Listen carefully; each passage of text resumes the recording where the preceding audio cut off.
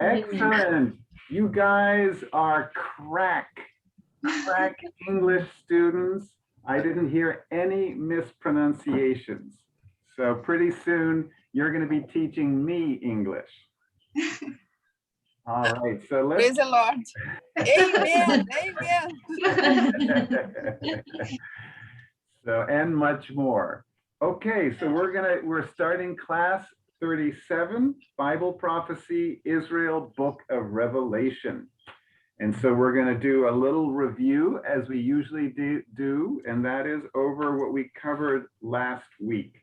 So let's start with question 1. Monica, can you read question 1, please? What is the underlying? And you said it right, underlying. Underlying assumption and error of all evolutionary theory? Excellent question. Does anyone remember? Uniformitarianism. Very good. It's a long word, and very well said. And so, of course, even from the word itself, you can tell uniformitarianism is about everything being uniform. But let's go, Emily, if you can read question 2, please. Yes. Why is this assumption incorrect as applies to geological eras and Hubble's law? Okay, thank you. So what do you all think? So what's the problem with uniformitarianism, or assuming everything is uniform over time? Because it could, maybe it's not uniform over time. Absolutely right. All right. So what it's saying is that observable rates, just because things in the natural world occur today, like this, at a certain rate, right? There's 60 seconds in a minute, and there's 60 minutes in an hour. Maybe that wasn't the rate before. So it doesn't, so that it's what we observe today does not prove that the rates were always that way. Okay. And to give an example, the easy one is the flood. Okay, evolutionists say, oh no, to have those layers, you need many millions of years of just a little dust, a little dirt, no. That's what they think is the case, observing how things are today, and they intentionally discount the possibility of a global flood, which changed things radically. Okay, and may have changed the observable rates of how nature works. Okay, so very good. So let's go now. Jude, can you read Revelation 12:12? Okay. Therefore rejoice in heavens, and yet that dwell in them, or to the inhabitants of the earth and of the sea. For the devil is coming down and having great wrath, because he knoweth that he had but a short time. Very good. So just remember that ye, you can say with a big happy smile, ye. Ye. Okay. Okay. After the last line, that he had. Yep, he hath. And that's like that's old English. No, hath, th, hath. Okay. No, the pronunciation is the same, hat. Chapelle? No, th. So that's like the at the end of hath. So okay. Hath. Okay. All right. One doesn't hear. Hat. So Guilherme is connecting with another audio. So we'll see. Let us, if you can hear us, then you can say, oh no, if you can, when you want to, try speaking, Guilherme, and we'll tell you if we can hear you. So you can keep on saying things, Guilherme, and we'll let you know when we hear you. Okay, so who has Revelation 12:12 in Portuguese, please?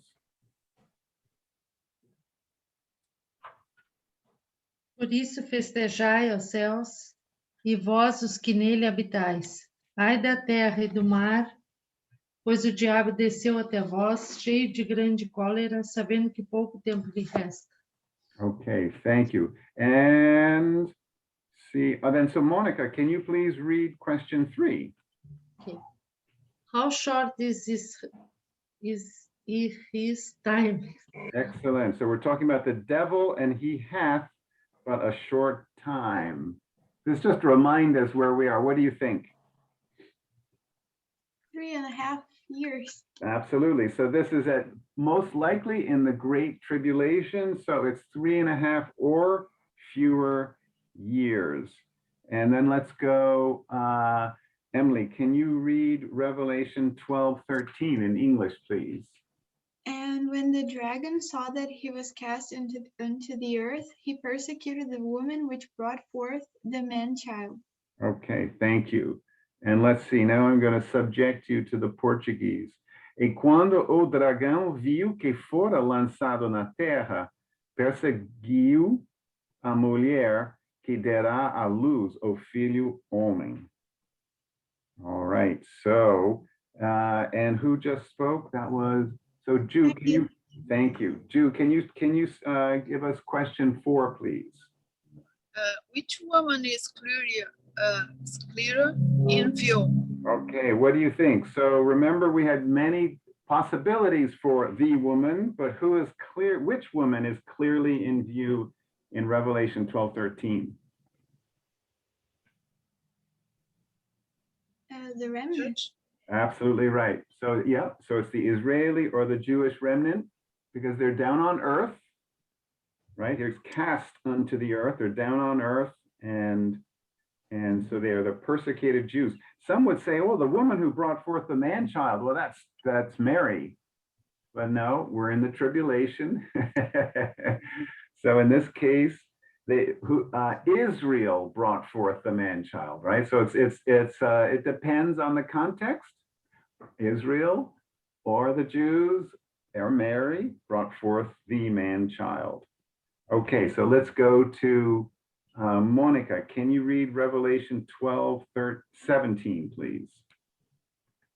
And the dragon was brought with the woman and went to make war with the remnant of her seed, which keep the commandments of God and have the testimony of Jesus Christ. Okay, thank you. And who has that in Portuguese, please? Irou-se o dragão contra a mulher e foi pelejar com os restantes da sua descendência, os que guardam os mandamentos de Deus e têm o testemunho de Jesus, e se pôs em pé sobre a areia do mar. Okay, thank you. So that was Monica. Okay, so Emily, can you please read question 5? Remnant of her seed reminds us of which famous prophecy? Okay, so I put the prophecy in the next line, but who remembers? Which famous prophecy is that from? Okay, where? Who remembers? Which? We have the verse, but which Bible book is this? Genesis. Absolutely right. Okay, so because this is one we really need to memorize. This is one of the most important and famous and first prophecies in the Bible because it talks about the Messiah. Okay, so let's see. That was, so Monica, can you read Genesis 3:15 in English, please?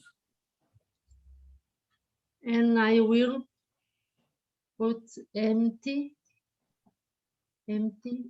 between thee and the woman, and between the seed and her seed. It shall bruise thy head, and thou shalt bruise his head. His heel. Heel.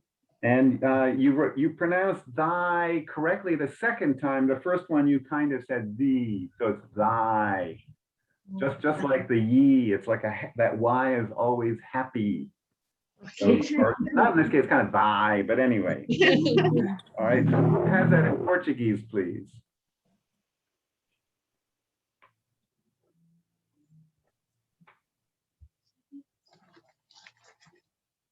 Verso 15, né? Genesis 3:15. Porém, inimizade entre ti e a mulher, entre a tua descendência e o seu descendente. Este ferirá a cabeça e tu lhe ferirás o calcanhar. Okay, so did you hear? Did you hear a difference between the Portuguese and the English in that very important verse? Mhm. Ok. What word was different? What critical word was different? Well, and I'm not to embarrass anyone. Actually, my first Bible in Portuguese, I got a big, Geneva Bible and study Bible because I thought, oh, okay, that's going to be really traditional. That's based on an old Bible. I mean, look, they even put like, this is like the Geneva Bible first page all the way back in, back in 15, I forget which year, 1580. So I said, this has to be a Bible in Portuguese, which has old Portuguese and it's true Alameda. Wrong. All right, I was deceived. So do you know which word was changed? The seed.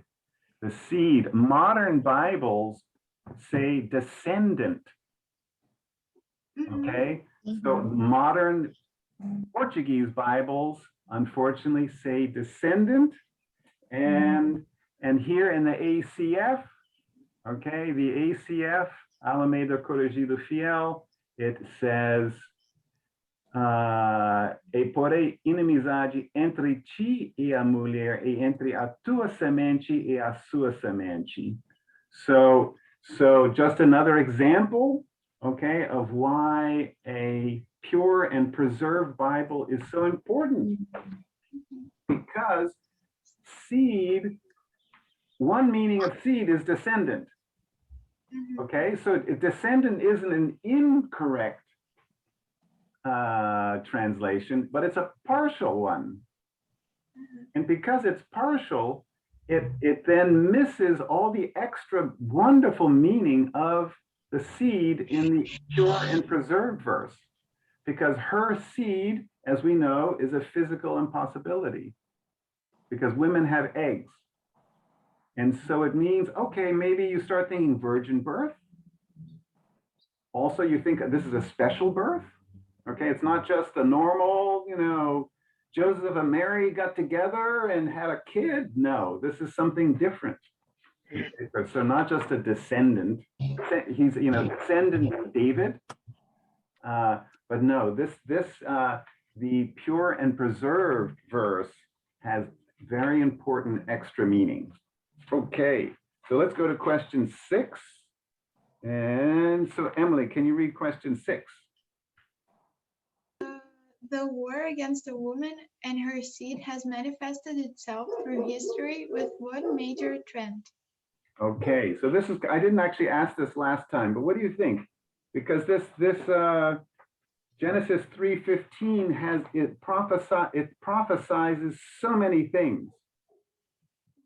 Virgin birth, the Messiah, but it's also prophesizing something else, that there will be enmity between thee, the serpent, and the woman, and the woman's descendants. All right, so, and here we're talking about the woman, and the woman is Israel, right, or the remnant. And so if there is enmity between the serpent and Israel, what's that called? Throughout history. Persecution. Yes, but there's a specific name for it. It's anti-Semitism. Anti-Semitism. How do you write Semitism? I'll put that right in here. Okay, and you know why it's Semitism? It's because it's the Semites, okay, which were the one of the tribes, or it was a ethnic group from which the Jews were descended, the Semites. Okay, thank you. Sure. All right, but it's not used alone often, Semite or Semitism. but anti-Semitism is famous. So let's look at, and we'll see it right here. Jew, can you read Deuteronomy 28:33?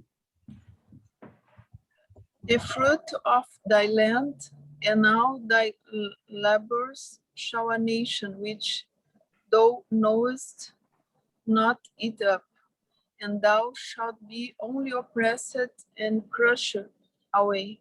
Okay, wow. So who has Deuteronomy 28:33 in Portuguese, please?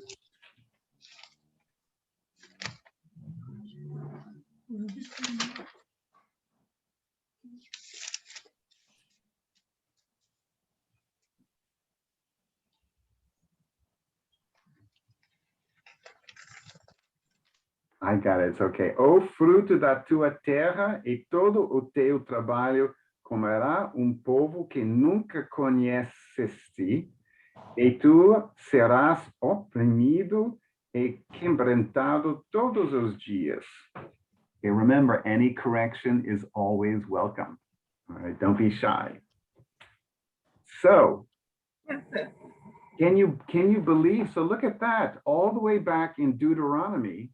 And this is not just once, all throughout the Bible, there are prophecies about anti-Semitism. So look at this. And what Deuteronomy is warning is that if as a nation which thou knowest not, and shall a nation which thou knowest not eat up, and thou shalt be only oppressed and crushed always or always. Okay, so that's telling the Jews that if they are stiff-necked and rebellious, they will be in a nation only oppressed and crushed always. Wow. And there's dozens of verses which prophesy anti-Semitism. So the Israelis were warned, they ignored, and they've suffered anti-Semitism ever since. You know, and of course, World War II was one of the most tragic chapters. But out of that tragic chapter came what had to happen, which was the birth of Israel. Okay, but don't think that Israel is like now back in God's favor. Israel still rejects the Messiah. Okay, so they are continually oppressed. Anti-Semitism will continue until it gets really, really, really bad. When? During the tribulation. Yeah, okay, so it's only getting worse for them. Okay, so let's start in some new material, Revelation 13. But remember, evangelical Christians are the Jews and Israel's best friends on earth. Okay, because we know prophecy. Guilherme, Yeah. just heard you. Great, your microphone is working. Excellent. Okay, do you have any, maybe you don't have material, Guilherme, but if you have your Portuguese Bible, you're welcome to read some of the verses in Portuguese. Or if you have an English Bible, you can read. in English. Oh, excellent. Okay, then I'm going to call on you when we get to the verses, okay? Sorry, I have to monitor, so. No problem. Thank you for joining us. You're very welcome, and I'm glad you're persistent. Okay, so I think Deuteronomy, who read Deuteronomy? That was Jew. So Monica, can you read Revelation 13:1, please? Okay. And I stood upon the sand of the sea, and saw a beast rise up out of the sea, having 7 heads and 10 horns, and upon his horns 10 crowns, and upon his heads the name of blasphemy. Okay, the emphasis a little more upfront, so blasphemy. Blasphemy. Excellent, very good. Okay, so who has that scary verse in Portuguese, please?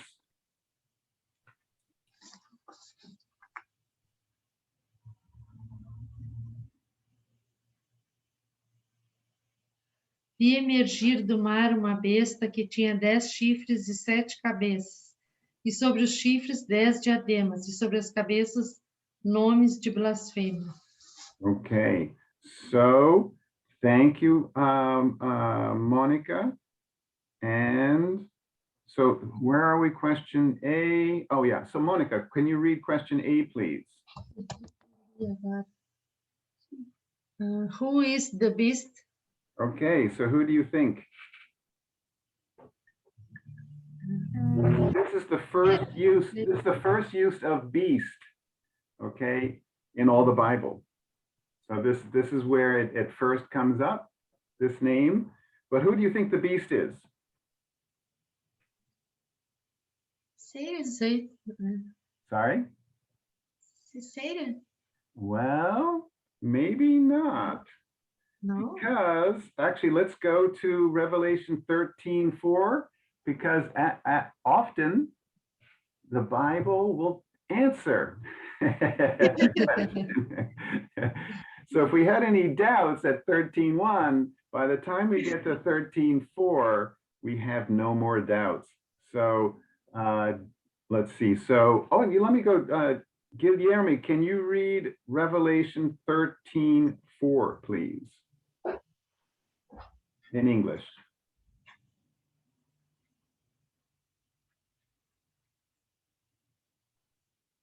So maybe you're on mute, Guilherme. All right, I think he's still resolving something. So Jude, can you read Revelation 13:4, please? English. Oh, you're muted. And they worshipped the dragon, which gave me power unto the beast. And they worshipped the beast, saying, Who is like unto the beast? Who is able to make war with him? Okay. Again, the emphasis is a little more forward. So instead of worshipped, it's worshipped. Okay, so often the emphasis in English is closer to the beginning. Who has that in Portuguese, please? Revelation 13:4.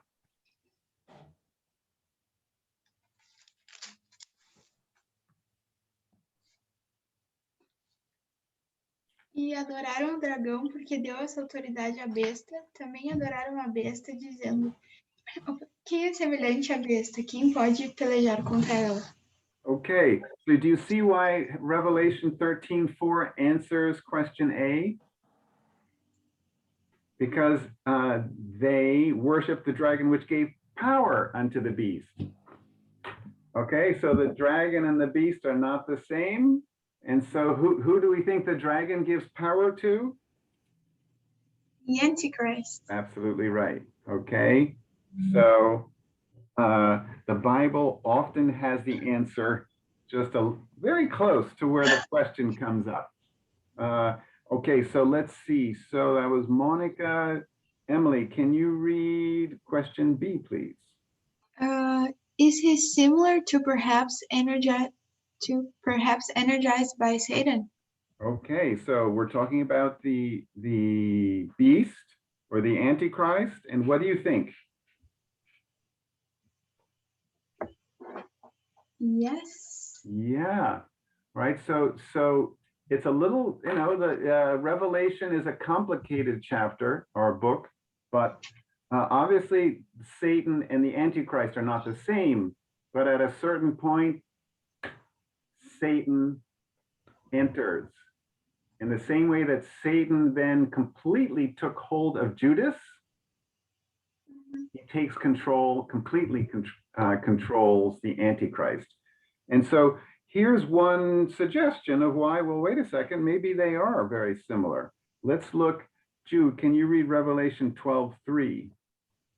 So we're going back to the prior chapter, but now then we're going to see, oh.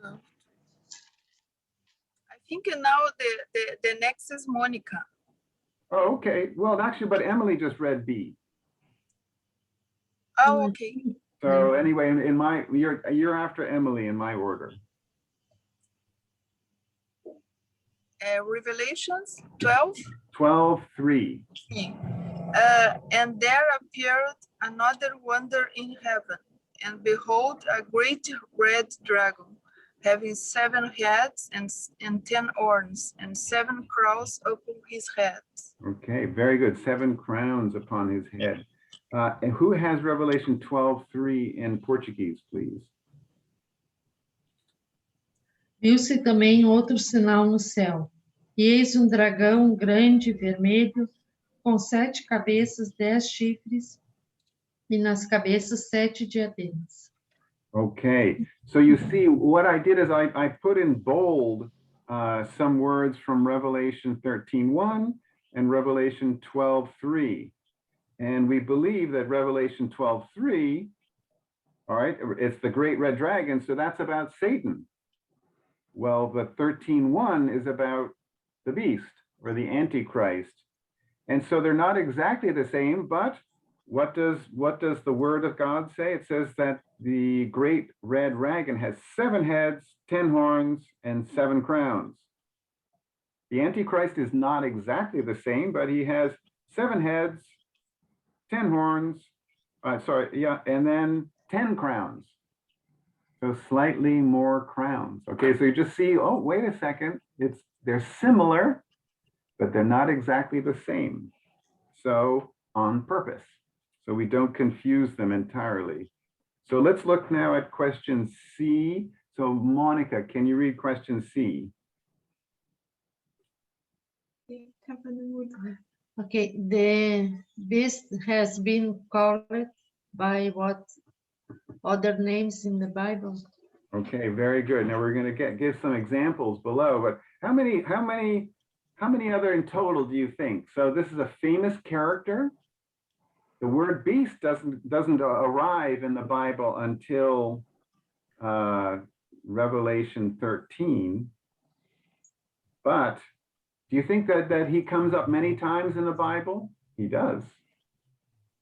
And he comes up so many times. Any guesses how many names are synonyms, other names that the beast has? 25.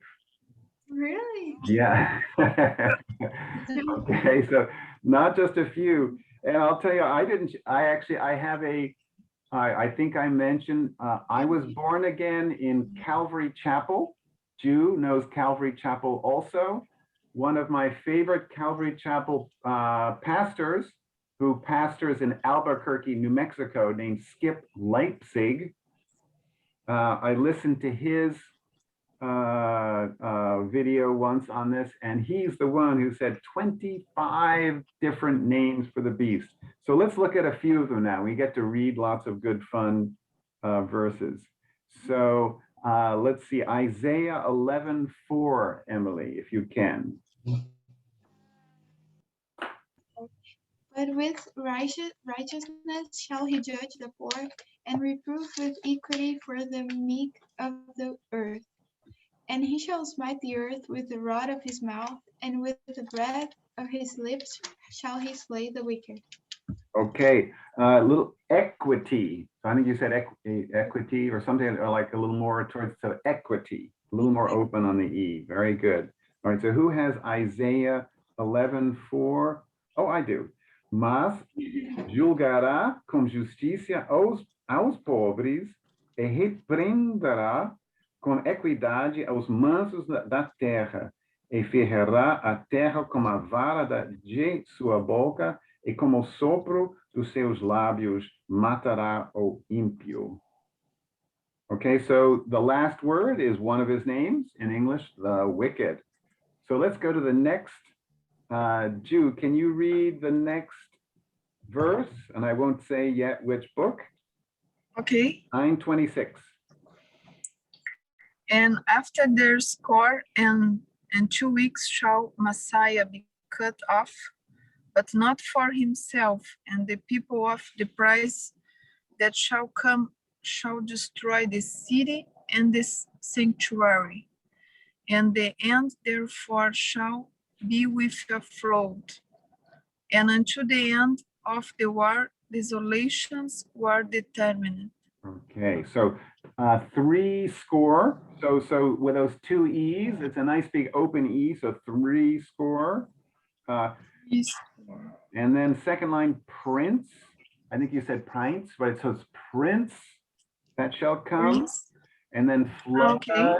Flood is, Prince. it's like, two O's, you'd normally say flu, but no, it's flood, because English is Flood. regular and desolations are determined. Okay, so this is from a incredible Old Testament prophet, and in the, one of the probably the, what's it called? It's one of the most incredible prophetic chapters in all the Bible. So which prophet is this from? Who remembers? This line, like Genesis 3:15, is the second most important prophecy perhaps to memorize. Because based on this line, and we studied this, oh, I don't know how many months ago, but this gives us the whole prophecy of 70 weeks. Okay, it's not, it was given earlier in this chapter, but it already mentions, and after 62 weeks shall Messiah be cut off. And who's that? That's saying that's Jesus Christ be cut off when? In 32 AD, and we get the exact date in part because of this, remember? And so which prophet is this? Is anyone who's responsible for the 70 weeks prophecy, 70 weeks of years? Isaias? Daniel. Isaias? Daniel. Daniel. Okay, so now that I get, so Daniel, and so now we can find that, now I told you where to look for to get the Portuguese. So who can read Daniel 9:26 in Portuguese, please? Yes.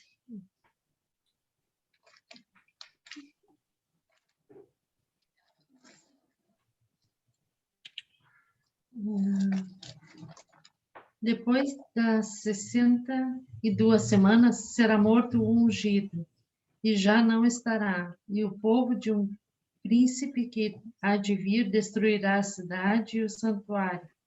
E o seu fim será num dilúvio, e até ao fim haverá guerra. Desolações são determinadas. Okay, so that's a powerful verse with so much going for the prince that shall come. So that's another word for the beast, right? And it's the prince of the people of the prince that shall come shall destroy the city. So the people who destroyed the city are who? So this is Daniel. He's talking back during Babylonian, but still he's looking forward that there'll be a people that shall destroy Jerusalem. Who destroyed Jerusalem? The Romans. Okay, so the Roman Empire in 70 AD destroyed the city. And so this is the verse that says, oh, okay, if it's the people of the prince that shall come, and the prince that shall come, we know from the context is the Antichrist shall destroy the city. The Antichrist comes out of the revived Roman Empire. Okay, so that's why you know this verse not only gives us the exact date when Jesus would be cut off, all right, but it also tells us that the Antichrist is probably coming from a revived Roman Empire, which is the European Union, right? Because that's the same area where the old Roman Empire was. Okay, so now we have another question verse, but that's now, let's see. So that is to Monica. Can you read question mark, 24:15? When he therefore shall see the abomination of desolation spoken of by Daniel, the prophet stand in the holy place, whoso readeth, let him understand. Okay, so what do you think? This is from another chapter, a famous prophetic chapter that some call the grand central station of Bible prophecy. So what chapter? Well, we know the chapter number, but which book contains this chapter, which has been called the grand central station of Bible prophecy? Any guesses? Old Testament, New Testament? What do you I think think? Sorry? I think Old Testament. No? Well, no. So you had a 50% chance, right? So it's the other. Okay, who do we? Matthew. Thank you, Guilherme. Excellent. Okay, so it's Matthew. And who is speaking? Who is speaking in Matthew Jesus. 24? Jesus, exactly right. Okay, so Jesus is saying, when ye therefore shall see the abomination of desolation spoken of by Daniel the prophet stand in the holy place. And then he goes on. So this is another name for the Antichrist. And he is referring to other verses from Daniel, but Matthew 24 and Daniel work in perfect harmony. So excellent answer, Guilherme. Excellent. So now let's go to 2 Thessalonians 2:3. And Daniel, your mic is working. Do you have 2 Thessalonians 2:3 in English?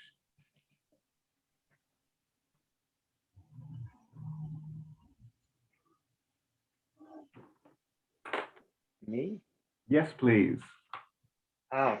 Let them may deceive you by any means, for that they shall not come, except there come a falling, all away first, and that man of sin be revealed, the son of perdition. Very good. You corrected your one mispronunciation, which you started saying you said correctly, then falling away first. That's very good. And by the way, there's this fancy word that we use in both English and Portuguese for falling away. What's that fancy word? That's a special kind of biblical word. And there's a lot of it going on in the world right now. Apostasy, maybe? Exactly. Both Emily and Guilherme knew it. Okay, so falling away. I don't go to the Greek word because I don't like going to the Greek word. We have a pure and preserved Bible. We do not need to look at the original words. Okay, but the word that apostasy came from is from a Greek word, apostasy, apostasia. Okay, it's interesting. All right. And who has that in Portuguese, please?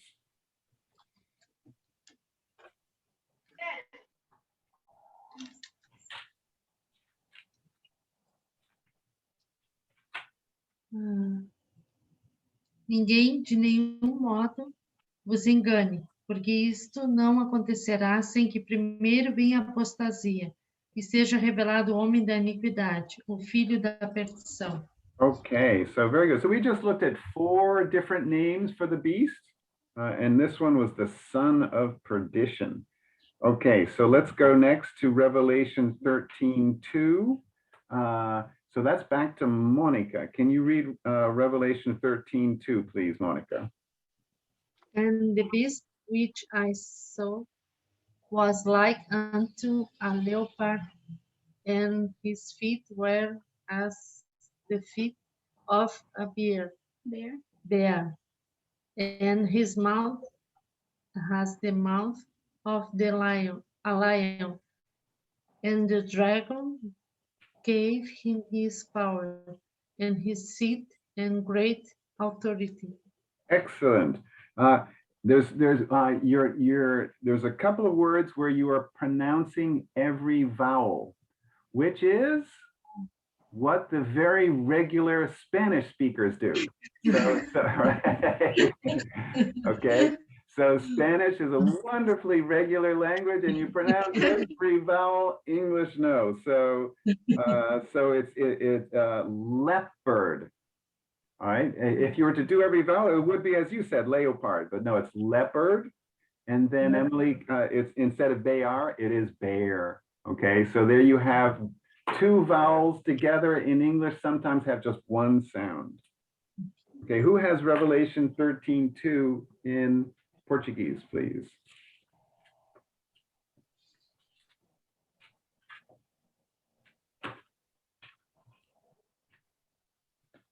A besta que vi era semelhante a leopardo, com pés como de urso e boca como de leão. E deu-lhe o dragão o seu poder, o seu trono e grande autoridade.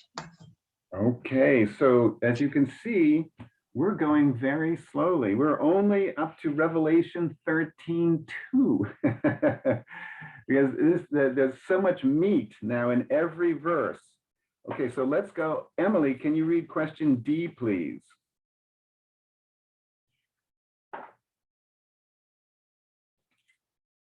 Oh, Emily, or maybe I froze. Oh, here comes Tiago.